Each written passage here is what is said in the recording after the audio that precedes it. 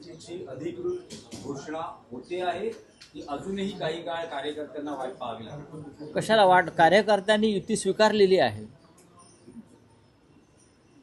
असं की महाराष्ट्र नवनिर्माण सेना आणि शिवसेना यांच्यातल्या युतीविषयी कोणाच्या मनात संभ्रम नाही आहे आणि कार्यकर्त्यांच्या मनात तर अजिबात नाही. मुंबईसह अनेक महानगरपालिकेत शिवसेना आणि महाराष्ट्र नवनिर्माण सेनेचे कार्यकर्ते एकत्र येऊन कामाला लागलेले आहेत. दोन्ही पक्षांकडून तशा सूचना गेलेल्या आहेत आणि सूचना जाण्यापेक्षाही आधी जे कार्यकर्त्यांमध्ये जो उत्साह आणि मनोमिलन झालेलं आहे ते आम्ही स्वतः अनुभवतो आहोत. बघा की ही युती जी आहे शिवसेना उद्धव ठाकरे आणि महाराष्ट्र नवनिर्माण सेना यांच्यामध्ये युती तर झालेलीच आहे, फक्त जागा वाटपावर शेवटचा काल रात्री पूर्ण झाला. आता राज आणि उद्धवजी यांनी एकत्र येऊन या संदर्भात जो काही जागा वाटपाचा फॉर्म्युला किंवा इतर काही गोष्टी आहेत त्या संदर्भात त्यांना घोषणा करणं तेवढं बाकी आहे. आता ती आज करायची संध्याकाळी की उद्या याच्यावर आम्ही आता निर्णय घेऊ. पण आजपासून नॉमिनेशन म्हणजे उमेदवारी अर्ज भरण्याची सुरुवात झाली आहे. खरं आहे म्हणजे निवडणूक प्रक्रिया आज सुरू झालेली आहे आणि त्याच्यामुळे आता आम्हाला फार वेगानं काम करावं लागेल. नाशिकमध्ये चर्चा आटपलेली आहे, पुण्यामध्ये विषय संपलेला आहे, कल्याण डोंबिवलीतला विषय संपलेला आहे, ठाणे आणि मीरा भाईंदरलासुद्धा हा विषय आम्ही जागा वाटपाचा संपवल्यामुळे आता इतक्या 7-8 महानगरपालिकांचं काम करताना थोडा वेळ लागतो. त्यात विषय मुंबई महानगरपालिकेचा. दोन्ही बाजूच्या कार्यकर्त्यांच्या भावना समजून घेतल्या पाहिजेत. काही विद्यमान नगरसेवक असतात, त्यांच्या जागांची अदलाबदल होत असते युतीमध्ये, तर त्यासाठी लोकांना एकत्र बसवून त्यातून मार्ग काढावा लागतो. तर या सगळ्या गोष्टी जवळजवळ पूर्ण झालेल्या आहेत. या सगळ्या प्रक्रिया पूर्ण झालेल्या आहेत. आत्ता मी थोड्या वेळाने माननीय उद्धवजींशी आणि राजसाहेबांशी बोलून आम्ही त्याच्यावरती निर्णय घेऊ. काय नाही, एबी फॉर्मचं वाटप सुरू झालेलं आहे. त्याचबरोबर तुमचं एक आज सकाळी ट्विट आलेलं आहे, त्या ट्विटमधून नेमका अर्थ काय तुम्हाला बोलायचं आहे ते समजत नाही. काय तुम्ही सांगा ना, नाही सांगा ना.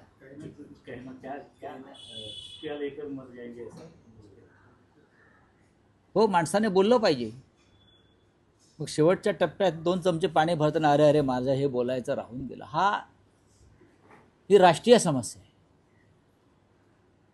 ज्या पद्धतीनं महाराष्ट्रातले निकाल लावण्यात आले, ज्या पद्धतीनं बिहारचे निकाल लावण्यात आले, ज्या पद्धतीनं लोकशाहीचा गळा घोटला जातो, ज्या पद्धतीनं निवडणूक आयोगापासून सुप्रीम कोर्टापर्यंत सर्व संविधानिक संस्था या भारतीय जनता पक्षासारख्या नेत्यांच्या पायाखाली चिरडल्या जातात, त्याच्यावरती जर आता बोललो नाही तर नंतर उशीर झाला आणि बोलायचं राहून गेलं, अशा भावना मरताना येण्यापेक्षा जिवंतपणे आलेल्या बरं.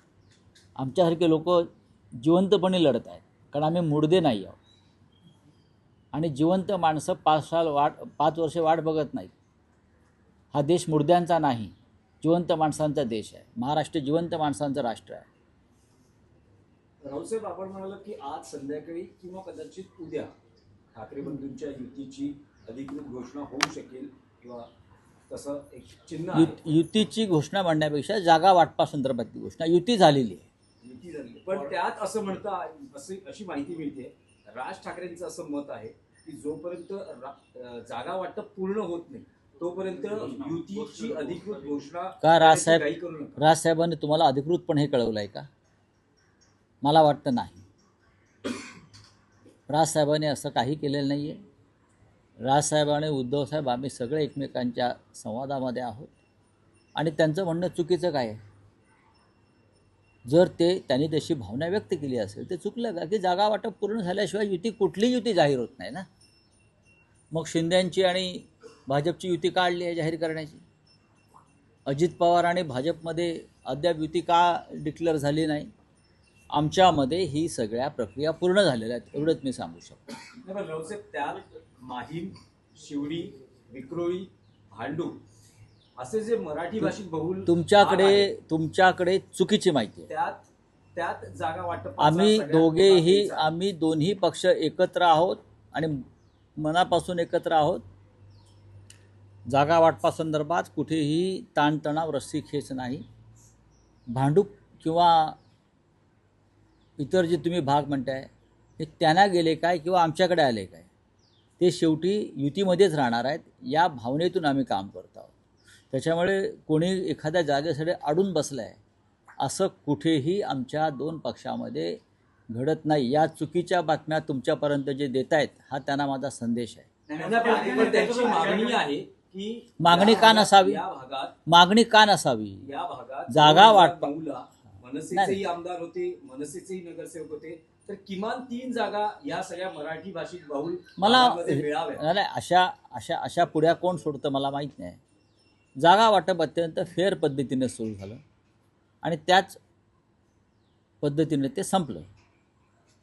अनेक जागांवरती दोन्ही पक्षांचा कार्यकर्त्यांचा अधिकार असतो. एखादी जागा मनसेने मागितली असेल की आम्हाला द्या, त्यात चुकलं काहीच नाही, किंवा आमच्या लोकांनी हक्क सांगितला असेल तर काहीच. आमच्या 84 जागा निवडून आल्या होत्या. त्यानंतर 100च्या वर जाऊन पोचल्यावरती सगळ्यात जास्त अडचणी जागा वाटपात मोठ्या पक्षाला येत असतात. लक्षात घ्या, सगळ्यात जास्त अडचण भारतीय जनता पक्षाची होणार आहे जागा देताना. पण आमच्यामध्ये आणि मनसेमध्ये असा जागा वाटपावरून कोणताही विसंवाद नाही. जागा तुमच्याकडे राहिली काय, जागा आमच्याकडे राहिली काय, ती मराठी माणसाच्या युतीतून जिंकून येणं महत्त्वाचं आहे. पण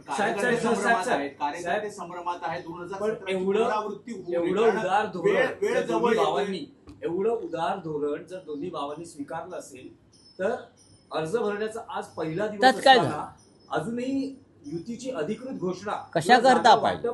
केलं जात नाही.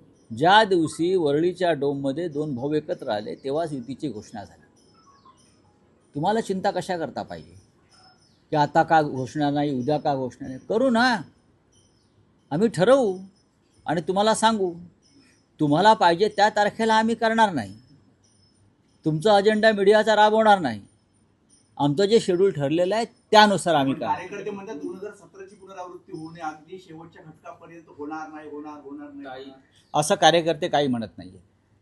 कार्यकर्त्यांशी आमचा संवाद आहे, सगळ्यांशी. कार्यकर्त्यांच्या मनामध्ये ह्या वेळेला कोणताही संभ्रम नाही.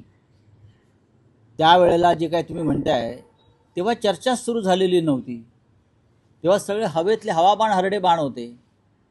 आता रिसर चर्चा, बैठका, जागा वाटप पूर्ण झालेलं असल्यावरती कार्यकर्त्यांनाही माहिती आहे कुठे काय चाललं आहे आपापल्या भागात.